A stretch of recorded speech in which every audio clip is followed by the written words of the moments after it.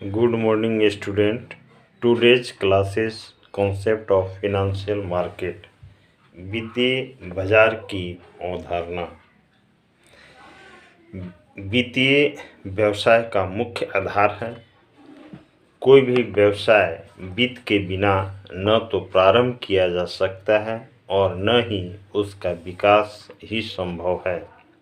वित्त आधुनिक व्यावसायिक अर्थव्यवस्था का जीवनदायिनी तत्व है। जिस तरह मानव शरीर रक्त के उचित संचालन के बिना स्वस्थ नहीं रह सकता है, ठीक उसी प्रकार व्यवसाय भी वित्त के उचित संचालन के बिना स्वस्थ नहीं रह सकता है। व्यवसाय में विभिन्न प्रकार की आवश्यकताओं के लिए वित्त की आवश्यकता रहती है। इस आधार पर वित्त का विभाजन किया जा सकता है, जो निम्न प्रकार से हैं।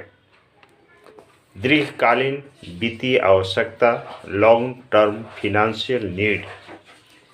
दीर्घकालीन वित्त की आवश्यकता संस्था को अस्थायी संपत्तियों को क्रय करने, व्यवसाय के प्रवर्तन एवं प्रारंभिक व्ययों का भुगतान करने इत्यादि के लिए होती है। अस्थायी संपत्तियों में भूमि एवं भवन, मशीन एवं यंत्र, फर्नीचर एवं फिटिंग्स, पेंट्स, राइट्स आदि आते हैं, जो लंबे समय तक व्यवसाय में रहते हैं। दूसरी अवधि प्रायः इसकी होती है 10 से 20 वर्ष तक की। मध्यकालीन वित्तीय आवश्यकता, मीडियम टर्म फिनेंशियल नीड।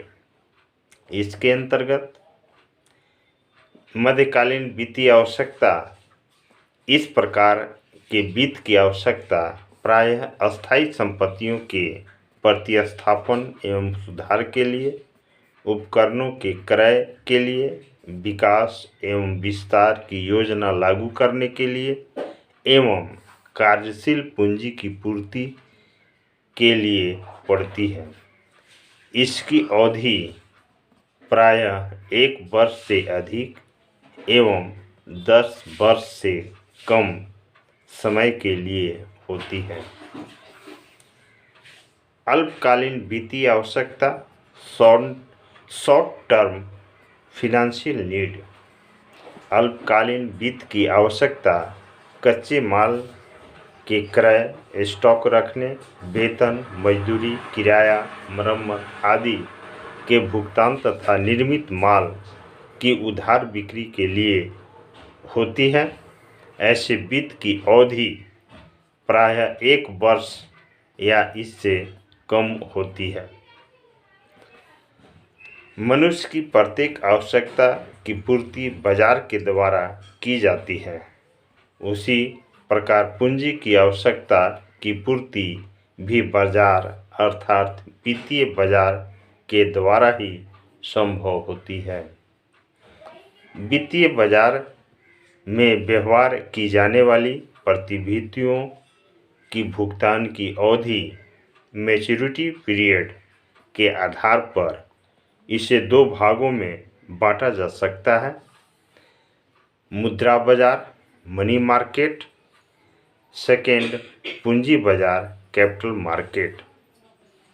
ऐसे बाजार जिसमें अल्पकालीन प्रतिभूतियों में व्यवहार किया जाता है, उसे मुद्रा बाजार, मनी मार्केट, एवं जिस बाजार में दीर्घकालीन प्रतिभूतियों में व्यवहार किया जाता है, उसे पूंजी बाजार, कैपिटल मार्केट कहते हैं।